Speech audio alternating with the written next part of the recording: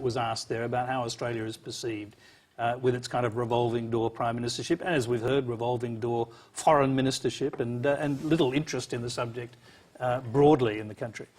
Yeah, I think it's a really interesting question, and I liked hearing about that in Michael's lectures as well. It seems to me, though, from the perspective of human rights, that the real damage that's been done in the last 5 years is not from this kind of revolving door, but it's actually in the denigration of Australia's relationship with the United Nations human rights system. So I think we were really damaged by our last Prime Minister saying that Australia was sick of being lectured by the UN. There's actually some real work to be done to mend that relationship and to really show that Australia is capable of being a good global leader when it comes to human rights. Do you see any signs, incidentally, that might change? We have a more moderate Prime Minister, you could argue a more moderate cabinet as well.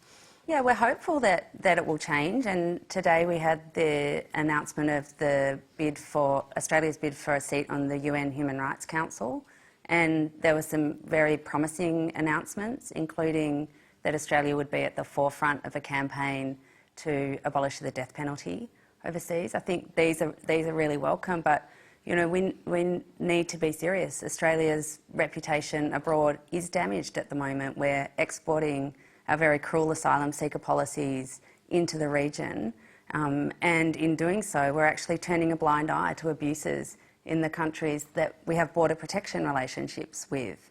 Okay. Well, again, a subject we'll come back to, and I want to hear from Sal Kidd, our final panellist, on the first question, and give us a broader, well, if you can, give us a Chinese perspective. That would be a Chinese perspective. No, I think I'll look at it from an Asian perspective. I think for Asia, what they're looking out for really is just consistency in policy.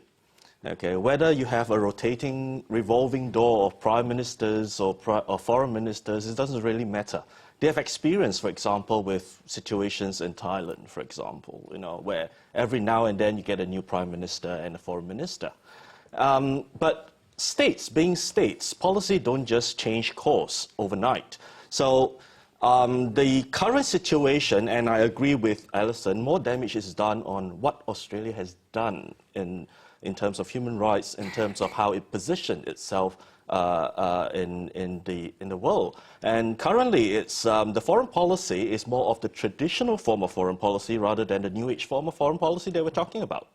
Human rights, humanitarianism, democratization, and all these important issues that needs to be addressed. And Australia is very far behind in terms of that.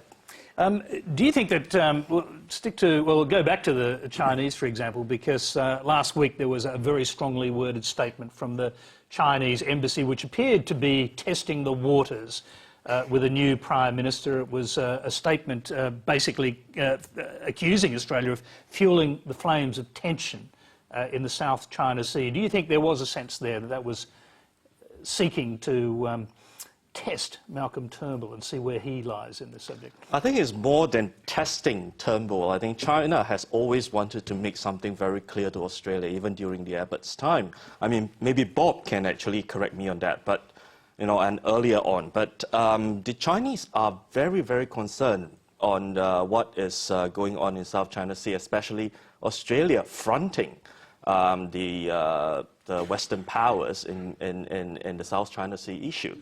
And as far as the Chinese are concerned, that part of the world belongs to them. And one thing the Communist Party was made up of, it was made up of defending China's sovereignty. And when that is under threat, I think you are talking about a real problem. We're going to go to a